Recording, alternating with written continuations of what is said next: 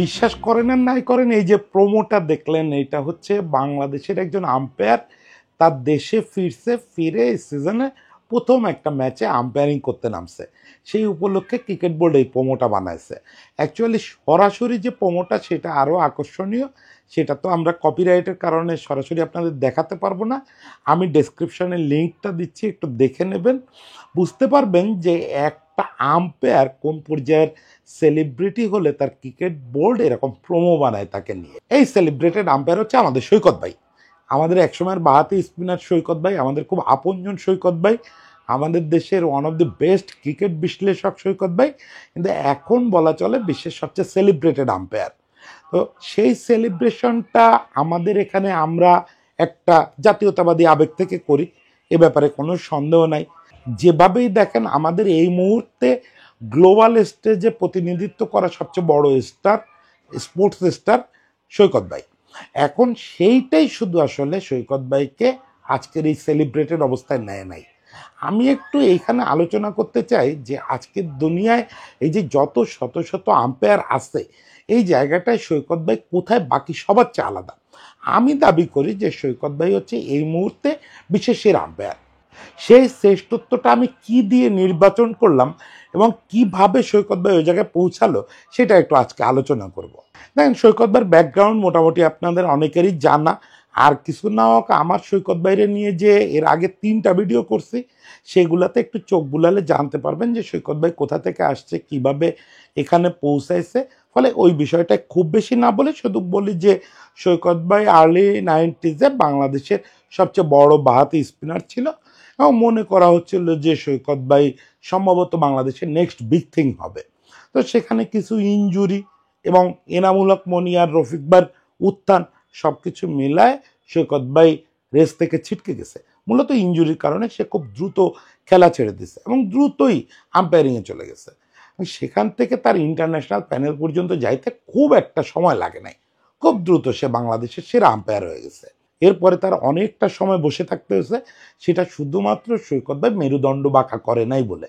যদি একটু বিসিবির সঙ্গে তাল মেলাতো, একটু আবাহনী সিন্ডিকেটের হয়ে কথা বলতো, তাদের হয়ে আম্পায়ারিং করতো, পাতানো ম্যাচে অংশ নিত, তাহলে সৈকত ভাইয়ের এত বছর 8 বছর ইন্টারন্যাশনাল আম্পায়ার থাকতে হতো না।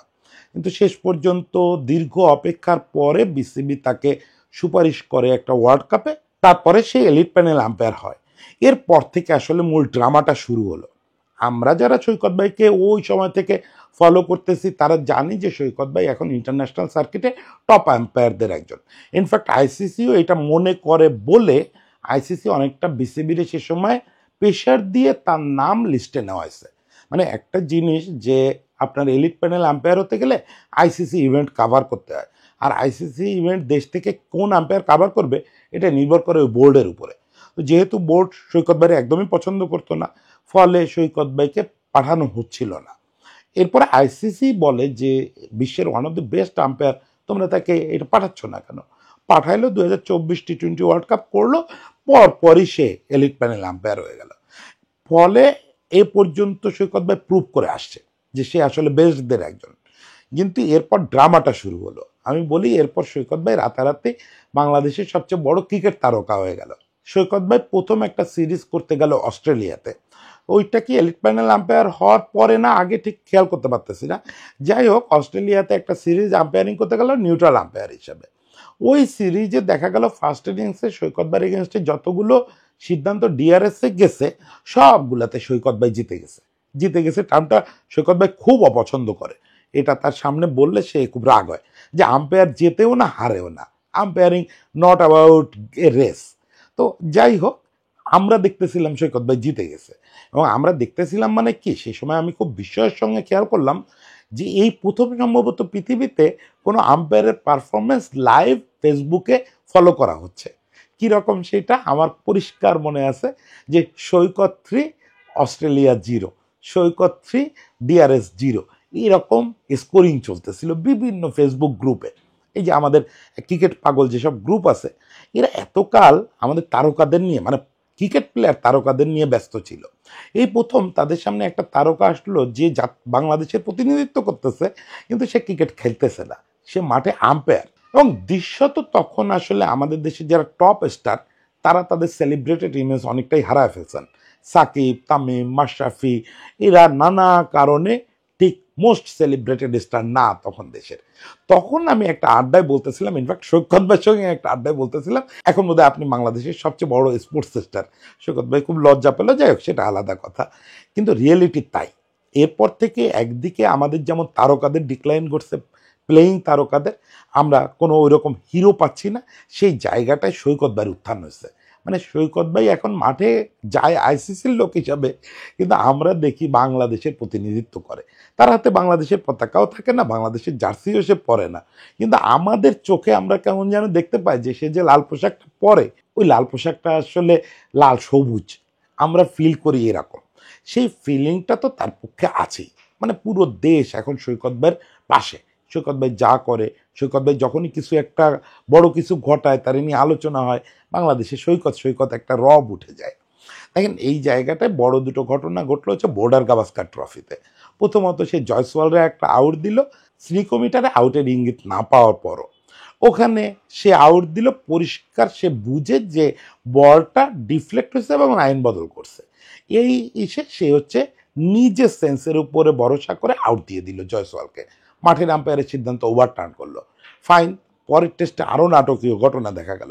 টেস্টটা তো পরের টেস্টটা ছিল ফাইনাল টেস্ট, একদম সিরিজের শেষ টেস্ট, অগ্নিগর্ভ টেস্ট গেছে এই বর্ডার গাভাস্কার সিরিজ।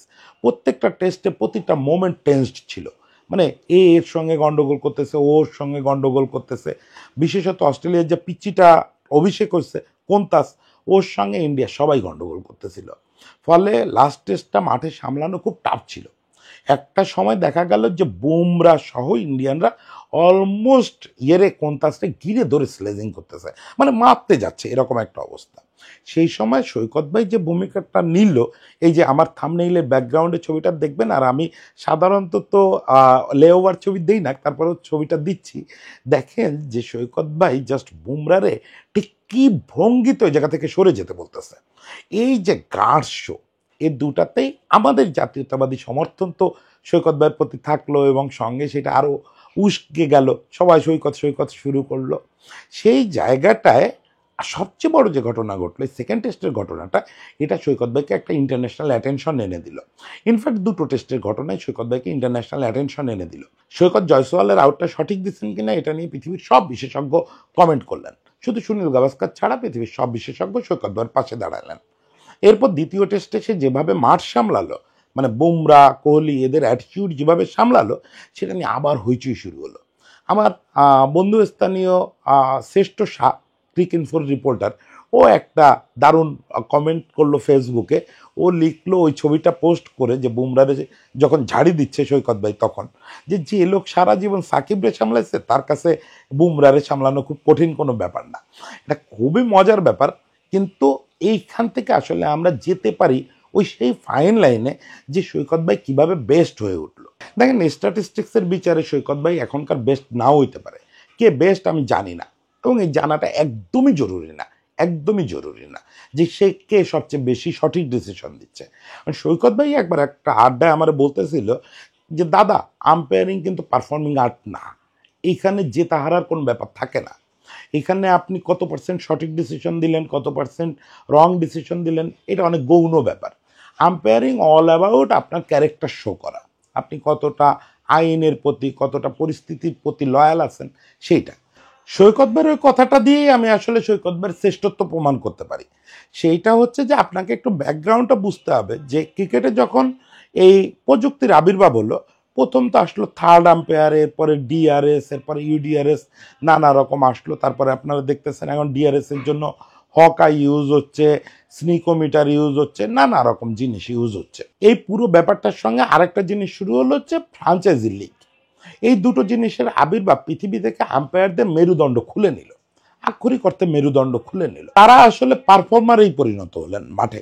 মাঠে তারা যান, গিয়ে যেটা সরল সোজা সিদ্ধান্ত, যে বোর্ড হয়ে গেছে বা পরিষ্কার ক্যাচ হয়েছে, এগুলাতে আঙ্গুল তোলেন। এছাড়া তারা ওই অর্থে কোনো আম্পায়ারিং করেন না। মানে এখন গত 8-10 বছর ধরে আমরা যেসব আম্পায়ারিং করতে দেখি মাঠে, তাদের আসলে মাঠে আর দরকার নাই, তাদের কাজটা যে কেউ করতে পারে। মানে একবার বিশ্বাস করেন আমিও দাঁড়ায় থেকে করতে পারবো, কারণ এখানে তো বিবেচনা খাটানোর কিছু নাই। আপনি প্রত্যেকটা জিনিসে প্রযুক্তির উপর ডিপেন্ড করতেছেন, আপনি প্রযুক্তিকে বস মেনে নিচ্ছেন। আরেকটা জিনিসকে বস মেনে নিচ্ছেন, সেটা হচ্ছে যে ফ্রাঞ্চাইজি লিগের কন্ট্যাক্ট। আপনি যখনই বিবেচনা খাটানোর সুযোগ পাচ্ছেনও, তখন আপনি খাটাতে যাচ্ছেন না, ভয় পাচ্ছেন। ভয়টা কেমন পাচ্ছেন? যে যদি আইপিএল এর কন্ট্রাক্ট না পাই, যদি পিএসএল এর কন্ট্রাক্ট না পাই, যদি অমুক না হয়। এই যে ক্যারিয়ার নিয়ে চিন্তা, এই যে আপোষ এবং প্রযুক্তিকে বস মানা, প্রযুক্তি আপনার বস হয়ে গেছে, এই জিনিসটা আমাদের ক্রিকেট সার্কিট থেকে আম্পায়ার শেষ করে দিছে। দেখেন, আপনি এখন কল্পনাই করতে পারেন না ক্রিকেট মাঠে ডিকি বার্ড, ডেভিড শেপার্ডের মতো আম্পায়ার, ইভেন স্টিভ বাকনারের মতো আম্পায়ারও কল্পনা করতে পারেন না। শত বিতর্ক সত্ত্বেও ড্যারেল হেয়ারও যে মেরুদণ্ড দেখাইছেন, সেটা এই যুগের কোনো আম্পায়ারের কাছ থেকে আপনি দেখবেন না। এরা একেবারে নির্জীব এবং নিষ্ক্রিয় আম্পায়ার। হ্যাঁ, আমাদের এই সময় বেস্ট কিছু আম্পায়ার আসছেন, আলিমদার আসছেন, সাইমন টোফেল আসছেন, তারা আইসিসির বিচারে বছরের পর বছর সেরা পারফর্ম করে গেছেন পরিসংখ্যানের বিচারে, কিন্তু গার্ডস দেখাতে পারেন নাই। With due respect to Aleem Dar, Aleem Dar যতবার আপোষ করছেন মাঠে, শুধু ইন্ডিয়ার পক্ষে, পাকিস্তানের পক্ষটা বাদ দেন, ইন্ডিয়ার পক্ষে যতবার আলিমদার আপোষ করছেন, এতবার মানুষ ভুলও করে না জীবনে। টোফেল খুব আপোষ করছেন তা বলবো না, কিন্তু টোফেল খুব নির্জীব ছিলেন, মানে ঝামেলা এড়ায় থাকতেন। টোফেল খুব ভালো সিদ্ধান্ত দিতেন। ওই যে মেরুদণ্ড দেখানো, মাঠে একটা ডিকি বার্ড থাকা, মাঠে একটা ডেভিড শেপার্ড থাকা, বা ড্যারেল হেয়ার থাকা, যেখানে আপনি মাঠে দাঁড়ালে খেলোয়াড়টা একটু সন্ত্রস্ত থাকবে যে উল্টাপাল্টা কিছু করা যাবে না, বেআইনি কিছু করা যাবে না, তাহলে কিন্তু ধরবে। দেখেন, আপনি গত 5-6 বছরে আমার বলেন তো, ওভার অ্যাপিলের দায়ে কয়টা প্লেয়ারের শাস্তি হয়েছে? কালকে আমি আমার কয়েকটা জুনিয়র ভাইয়ের সঙ্গে আড্ডা দিচ্ছিলাম এই আম্পায়ারিং নিয়ে, তো তার ভিতরে 2-3 জন অবাক হলো যে ওভার অ্যাপিলিং কি শাস্তিযোগ্য অপরাধ? আর অবশ্যই ওভার অ্যাপিলিং শাস্তিযোগ্য অপরাধ, এবং সেরকম আম্পায়ারের হাতে পড়লে তাৎক্ষণিক শাস্তি দিবে, মানে একদম বলবে যে মাঠ থেকে বের করে দিব। কিন্তু শুধু রিপোর্ট করব, জরিমানা করব তা না, তুমি যদি একবারও এরকম ওভার অ্যাপিল করো, অযৌক্তিক অ্যাপিল করো, তাহলে তোমার কিন্তু মাঠ থেকে বের করে দিব। দেয় না কোনো দিন। কিন্তু যখন ডেভিড শেপার্ড ওটার জন্য ডেকে ঝাড়ি দিত, তখন ওই খেলোয়াড় একদম কেঁচো হয়ে যেত, মানে কিরণ মোড়ের মতো খেলোয়াড় ভয় পেয়ে যেত যে আর লাফালাফি করা যাবে না। এখন কি হয়, 6টা বলেই অ্যাপিল করে যাচ্ছে আমাদের মিরাজ, বল যাচ্ছে লেগের বাইরে 3 হাত, যে কেউ বুঝতে পারবে যে এটা কিচ্ছু না, কোনো আপিল করার জায়গাই না, মিরাজ লাফাই যাচ্ছে। শুধু মিরাজ না, এখন কালচারই হয়ে গেছে তাই। কেউ ওভার আপিলের দায়ে শাস্তি দেয় না, কোনো আম্পায়ার ঝাড়ি দেয় না যে তুমি বেশি ওভার আপিল করতেছো। শুধু এটা না, মাঠে অনেক ধরনের আচরণগত সমস্যা তৈরি হয়েছে। বিরাট কোহলি থেকে শুরু করে অনেকে জুনিয়র খেলোয়াড়দের সঙ্গে মিসবিহেভ করে। এটা তো শুধু রিপোর্ট করব, রেফরি কি করবে, ম্যাচ রেফরি, ওই অপেক্ষায় থাকার জিনিস না। আপনি আম্পায়ার, আপনি মাঠের গার্জিয়ান, আপনি মাঠে নামছেন সবাইকে শান্ত রাখার জন্য, সবাইকে ক্রীড়া অনুযায়ী খেলার জন্য। সেটা তো আপনি করতে পারতেছেন না, ব্যর্থ হচ্ছেন। প্রযুক্তির কারণে ব্যর্থ হচ্ছেন, ফ্রাঞ্চাইজি লিগের লোভের কারণে ব্যর্থ হচ্ছেন। সেই জায়গাটায় সৈকত একটা নতুন দুনিয়া উন্মোচন করলো। সৈকত হচ্ছে ওল্ড স্কুল আম্পায়ার, একদম ওল্ড স্কুল আম্পায়ার। সে আম্পায়ার হিসাবে মাঠে নামে ওই ডিকি বার্ডের স্টাইলে। সে বেড়েখাটো মানুষ, যে ডিকি বার্ডের মতো বিশাল দেহ বা ডেভিড শেপার্ড, ড্যারেল হেয়ারের মতো একদম দেহ দিয়ে ভয় দিয়ে দিবে তা না। সে তো আমাদের বাঙালি চিকনা দুবলা মানুষ, কিন্তু মাঠে যখন যে দাঁড়ায়, তখন তার চোখের দিকে তাকাতে ভয় লাগে। মানে যে কোনো খেলোয়াড় ভয় পেয়ে যাবে। ভয় এতদিন না পাইলেও এখন থেকে পাবে। যেভাবে সে বুমরা কি করছে, বুমরা কনস্টাস্টে আসা ব্যাপক স্লেজিং করছে, মনে হচ্ছিল মারতে ধরবে। এখানে আপনি যে কোনো আম্পায়ারের কথা, ইনক্লুডিং আলিমদার, এত বড় আম্পায়ার, বা আমাদের সাইমন টোফেল, এদের কথা কল্পনা করেন কি করতো? দুজনকে থামায় দিত, ক্যাপ্টেনরে ডাকতো, ক্যাপ্টেনরে ডাকে বলতো দুজনের থামান, এরপরে নীরবে গিয়ে ম্যাচ রেফারির কাছে একটা রিপোর্ট করে ফেলতো। আচ্ছা, ম্যাচ রেফারির কাছে রিপোর্ট করাই যদি শেষ সমাধান হয়, মানে সব ক্ষেত্রে আপনার যদি রিপোর্টই করতে হয়, তাহলে আপনার কামটা কি? আপনি ওখানে গেছেন, আপনি একটা ভূমিকা রাখবেন না, আপনি ঝাড়ি দিবেন না, যেটা যেন আর করতে না দেখি। তোমার এই যে বুমরারে যেভাবে পথ দেখা দিছে, তোমার বোলিং মার্ক ওইদিকে যাও, বোলিং মার্কে যাও, আর একবারের জন্য ওর কাছে না দেখি। এই যে ব্যাপারটা, মানে ওল্ড স্কুল আম্পায়ারিং, শিক্ষকের মতো, ওই জিনিসটা সৈকত ভাই ফিরায় নিয়ে আসছে।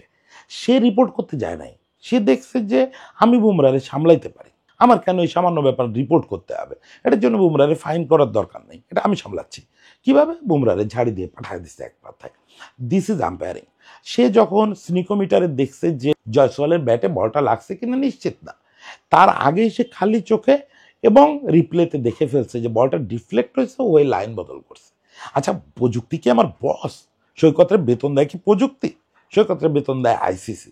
সে ভাবছে আইসিসি আমার কি অথরিটি দিয়ে এখানে বসাইছে, আমি যে থার্ড আম্পায়ারের বক্সে বসছি, আইসিসি আমাকে যে ম্যানুয়াল দিচ্ছে ওখানে আমার অথরিটি কি?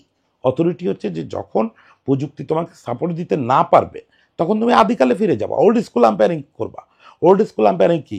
যে নিজের কথা শোনো, নিজের বোধ বিবেচনা কাজে লাগাও। এত বছর ধরে আইনের বই পড়লা, এত বছর ধরে এই যে বলের সুইং, টার্ন, লেট সুইং সব কিছু বুঝলা, এটা যে লেট সুইং কি না, এই জাজমেন্ট তো তোমার আম্পায়ার, এই জাজমেন্ট সিনিকোমিটারের না। সিনিকোমিটারের ওই বোধ থাকলে তো ও বসতো এই চেয়ারে। সামান্য একটা যন্ত্র, আপনি কম্পিউটারে বাবা ডাকবেন? কখনো না। কম্পিউটার আপনার মতো চলবে। আজকে এআই আসছে, সবাই দেখি এআই রে পূজা করতেছে। এআই রে ইউজ করেন, এআই রে ধমক দেন।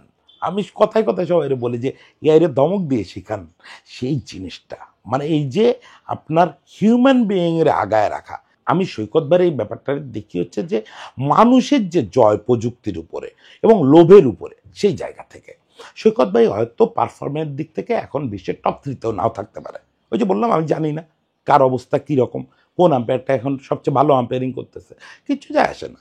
কিন্তু একমাত্র মানুষ umpire, old school umpire, human being umpire হচ্ছে সৈকত ভাই, যে গার্ডসটা দেখাইতে পারে। দেখেন সৈকত ভাইরে লম্বা সময় বিসিবি ঘরোয়া ক্রিকেটে ডাকতো না। গত বিপিএলে বোধহয় মাত্র 2টা ম্যাচ পরিচালনা করছে। এরকম আপনি যদি স্ট্যাটিস্টিক্স দেখেন, আমি কালকে ক্রিকেট আর্কাইভ দেখতেছিলাম, আপনার 2020 সাল থেকে সৈকত ভাই এ পর্যন্ত সম্ভবত সব মিলে আমাদের ঘরোয়া ক্রিকেট পরিচালনা করতে বাংলাদেশে আসছে 10 কি 12 বার মাত্র। এটার একটা বড় কারণ হচ্ছে ক্রিকেট বোর্ড আগে তারা ডাকতো না। কখন ডাকতো? একবার আবাহনের বিপক্ষে ম্যাচে সাকিব, তানভীর ভাই ওই যে আম্পায়ার, তানভীর ভাইয়ের মারতে ধরলো, যাচ্ছে তাই ব্যবহার করলো। এরপরে বাংলাদেশে আম্পায়াররা গেল ভয় পায় যে এই সাকিব থাকলে তো ওই ম্যাচে আম্পায়ারিং করা যাবে না, মারে ধরে বসতে পারে। তখন বিসিবি এতদিন ডাকে না এই লোকটারে কোথাও সুপারিশ করে না। বিসিবি সৈকত ভাইরে ফোন দিয়ে বলল যে এখনো সাকিবের 8টা ম্যাচ বাকি আছে, সৈকত দয়া করে 8টা ম্যাচ তুমি করে দাও। সৈকত ভাই বললো করে দিব, তাতে কোনো সমস্যা নাই, কিন্তু শর্ত হচ্ছে যে আমি কিন্তু কোনো ইয়ে করতে পারবো না, আমার যা জাজমেন্ট ওইটাই দিব। বিসিবি মেনে নিলে যে এই কটা ম্যাচ তুমি করো তোমার মতো করে। মানে ওই যে শ্রেষ্ঠ সাহেব বলছে যে সাকিবরে সামলায় আসার অভিজ্ঞতা, কথাটা ফালতু বলে নাই, আসলেই কিন্তু বাংলাদেশে মাঠে সাকিবরে সামলানো বিশাল একটা ব্যাপার। সাকিব কথা বলবে না ভয়ে, এক তো সাকিবের সিনিয়র বা হাতে স্পিনার বলে সাকিব একটু সমীহ করে সৈকত ভাইরে, ওইটা ব্যাপার না। সৈকত ভাইয়ের যে অ্যাটিটিউড, অ্যাপ্রোচ, মাঠে দাঁড়ানো, ওগুলাতে সাকিবও শান্ত থাকে। সৈকত ভাই মাঠে থাকতে সাকিব আজ পর্যন্ত বড় কোনো গন্ডগোল করে নাই। সাকিব তো আমাদের মানে ইতিহাসের সবচেয়ে ব্যাড বয় মাঠের হিসাবে, ওই সেই সাকিবও কোনোদিন সৈকত ভাই মাঠে থাকতে বাজে আচরণ করে নাই। কারণ কি? সাকিব জানে যে এই লোকটার মেরুদণ্ড আছে, এই লোকটা কাউরে ডরায় না, বিসিবিরে ডরায় না, আইসিসিরে ডরায় না, আইপিএলের কোনো লোভ নাই, প্রযুক্তিরে বস মানে না। ফলে এই লোকটারে আমার ভয় পাইতে হবে? মানুষ একমাত্র মানুষকে ভয় পায়। দেখেন ভয়টা খুব জরুরি না, কিন্তু আপনি যদি পরিস্থিতি নিয়ন্ত্রণে রাখতে চান যে এই জায়গাটায় আমি বস, ক্রিকেট খেলা যখন হয় মাঠে ওই 11 আর 2 13 জন তো খেলোয়াড় থাকে, ওই 13 জনের মধ্যে বস তো 2 আম্পায়ার। ওই বসিংটা যদি করতে আপনাকে শো করতে হবে, এটা ওইটা শুধু আলতো আলতো কথায় হবে না, আপনাকে ওইখানে ওল্ড স্কুল স্টাইলেই যাইতে হবে। আপনি এই যে আজকালকার মডার্ন জামানার নির্জীব আম্পায়ারিং, এটা দিয়ে কিছু করতে পারবেন না। আমি এখন দেখি সৈকত ভাই একটা নতুন যুগে শুরু করলো। এরপরে যারা এই ফ্রাঞ্চাইজি ক্রিকেটের লোভ সামলাইতে পারবে, যারা প্রযুক্তির বস মানা বন্ধ করবে, প্রযুক্তি কেবল অ্যাসিস্ট্যান্ট মাত্র এটা বুঝতে পারবে, তারা আবার আম্পায়ারিংয়ে সুদিন নিয়ে আসবে, আবার আম্পায়াররা সেলিব্রিটি হয়ে উঠবে। তো এইটা আমাদের জন্য অনেক বড় একটা ব্যাপার যে পৃথিবীতে একটা নতুন টার্নিং পয়েন্ট শুরু করলো সৈকত ভাই, যেখানে আম্পায়ারিংটা মরে যাচ্ছিল, আম্পায়ারদের যে কৃতিত্বের যুগ সেটা শেষ হয়ে যাচ্ছিল। আমরা শুধু গল্পেই শুনি ডিকি বার্ড, ডেভিড শেপার্ডের কথা, সেই আমলের কথা। আজকে সেই দিনটা ফুরায় গেছিল, সেই দিনটাকে আবার ফিরায় আনার যদি একটা নতুন যুগ এখান থেকে শুরু হয়, সেটা নায়ক কিন্তু সৈকত ভাই থাকবে। তো সব মিলে আমি সৈকত ভাইয়ের সেলিব্রিটি হয়ে ওঠায় বিরাট খুশি। সেটা ন্যাশনাল পার্সপেক্টিভে খুশি, ইন্টারন্যাশনাল পার্সপেক্টিভে খুশি, সবচেয়ে বেশি খুশি যে সে আম্পায়ারিং একটা রেভুলেশন আনতে যাচ্ছে। দেখেন আমি এই জায়গায় ইন্ডিয়ান ক্রিকেট বোর্ডে একটু স্যালুট জানাই যে বর্ডার গাভাস্কার ট্রফিতে সৈকত ভাই যেভাবে ইন্ডিয়ার ভিলেন হয়ে গেছিল, অ্যাটলিস্ট ইন্ডিয়ার কিছু ক্লিকবেট মিডিয়া তারা ভিলেন বানাচ্ছিল, সেই জায়গা থেকে ইন্ডিয়ান ক্রিকেট বোর্ড যে মানে আমি সংখ্যা প্রকাশ করছিলাম যে সৈকত ভাইকে হয়তো ইন্ডিয়ান ক্রিকেট বোর্ড ভিন্ডিকটিভ আচরণ করবে সৈকত ভাইয়ের প্রতি। এটা আমি খুবই খুশি যে ইন্ডিয়ান ক্রিকেট বোর্ড সেই পথে হাঁটে নাই। হাঁটলে ইন্ডিয়ার সামনে হোম সিরিজ এখানে তারা ডাকতো না। সৈকত ভাই মাত্র 6টা ম্যাচ আম্পায়ারিং করতে পারবে বিপিএলে, তারপরে সৈকত ভাইকে ইন্ডিয়ায় চলে যেতে হবে, কারণ ওখানে আবার টেস্ট সিরিজে তার ডাক পড়ছে। ওটাও high voltage series, India England. ফলে ওই সিরিজে সৈকতকে তাদের দরকার। সৈকত না হলে এত বড় সিরিজ সামলাবে কে? বুঝেন তার গুরুত্বটা কোথায়। সে ফাইনাল করতে পারবে না বিপিএলের, ওইটা ফাইনালে মিস করবো তার চেয়ে বেশি আনন্দ পাবো যে সে এর চেয়ে বড় একটা কজে দেশ ছাড়ছে এখন। সব শেষে একটা জিনিস বলি, ঈষৎ, খুব ঈষৎ দু একটা পোস্ট দেখতেছি ফেসবুকে একটু নোংরামি মার্কা। সেটা হচ্ছে গতকালকে প্রথম আলো একটা নিউজ করছে সৈকত কত পাচ্ছেন পার ম্যাচ, $2,000 করে। $2,000 মানে বাংলাদেশি টাকায় 2 লাখ টাকার বেশি, মানে কনভার্ট করলে হয়তো বেশ বেশি হবে। তো 2 লাখ টাকাই ধরি। আর আমাদের লোকাল যারা বেস্ট আম্পায়ার তারা পাচ্ছেন বোধহয় পার ম্যাচ 50,000 টাকা। ডিফারেন্সটা অনেক বেশি, প্রায় 1.5 লাখ টাকার ডিফারেন্স। এটা নিয়ে অনেকে একটু ঈষৎ উষ্মা প্রকাশ করতেছেন যে সৈকত এত বেশি পাচ্ছে আর এরা এত কম পাচ্ছে, সৈকত কি বড় হয়ে গেছে। সৈকত কি বড় হয়েছে সেটা নিশ্চয়ই এখন আর এই কন্টেন্টের এই শেষ পর্যন্ত যারা আসছেন তাদের আর এই প্রশ্ন থাকার কথা না। আমি এখানে বলি বিসিবিকে যে আমাদের লোকাল আম্পায়ারের স্যালারিটা আর একটু বাড়ান, রেমুনারেশনটা আর একটু বাড়ান, ডিফারেন্সটা এত রাখেন না। সৈকত ভাই অনেক বড় ব্যাপার, সৈকত ভাইকে অবশ্যই বেশি দিতে হবে। সৈকত ভাই 2 লাখ টাকা পেলে আমাদের লোকালরা যেন অ্যাটলিস্ট 1 লাখ টাকা করে পান। যারা লোকাল ভালো আম্পায়ার, বেস্ট আম্পায়ার, তাদেরকে মিনিমাম 1 লাখ টাকা করে দেন। এই প্রাপ্যটা কিন্তু খুব বেশি না রে ভাই। এরা মানে খুব লম্বা সময় এদের ক্যারিয়ার হবে না, সারা বছর ম্যাচ পাবে না। মানে সৈকত ভাই হয়তো পাবে, সৈকত ভাই এখন একটা ভালো ইমেজে আছে, সৈকত ভাইকে এখন সব হোম সিরিজে সবাই চাইবে, সেটা ঠিক আছে। ওইটা তো 1-2 জন, বাকিরা তো খুব বেশি ম্যাচ পাবে না। ফলে এদেরকে একটু টাকা দিতে হবে, টাকা দিলে তবে না পারফরমেন্সটা পাওয়া যাবে, তবে গার্ডসটা পাওয়া যাবে। আজকে যদি তানবীর ভাই বা মুকুল ভাই যারা আমাদের লোকাল বেস্ট আম্পায়ার আছেন, ওনারা যদি পার ম্যাচ করে 1 লাখ টাকা করে পান, ওনাদের মাথায় তো ওই যে তেল দেওয়া, সবাই সন্তুষ্ট রাখা, ওই জিনিসগুলো আসবেই না। উনি জানবে যে ভাই 1 মাস 2 মাস আমি বিপিএল করব, আমার সংসারটা চলে যাবে, আমার কেন অযথা তেল দিতে হবে এইসব আউল ফাউল লোকরে। মুকুল ভাই কি কম সাহসী মানুষ নাকি? সৈকত ভাইরে এত কিছু বলতেছি, মুকুল ভাই সাহসের কথাটাও ভুলে যায় না। মুকুল ভাই যথেষ্ট সাহসী মানুষ। বা আমাদের নাদির ভাই মারা গেছেন, ঈশ্বর তার আত্মার শান্তি করুন। নাদির ভাই ছিলেন আমাদের সবচেয়ে বড় সেলিব্রেটেড আম্পায়ার। নাদির ভাইরে নিয়ে আলাদা গল্প করতে হবে, এক পর্বে হবে না। নাদির ভাইয়ের ব্যাপারটা আবার আলাদা ছিল। নাদির ভাইও তো যদি উপযুক্ত সম্মানই পেতেন, নাদির ভাইয়ের তো হয়তো এরকম করুণ মৃত্যু হতো না। তো যাই হোক, আম্পায়ারদের সম্মান দেন, সম্মানই দেন, তাহলে সেটা আরও ভালো হবে, আরও সৈকত বের হয়ে আসবে। সবার জন্য শুভেচ্ছা। সৈকত ভাই তার এই বিপ্লবটা আরও লম্বা করুক, সে প্রমাণ করে দিক সে আসলে মানুষের জয়গাথা লিখতে আসছে এই পৃথিবীতে। সেটা হলে আমরা সবাই খুশি হব। সবাই ভালো থাকবেন।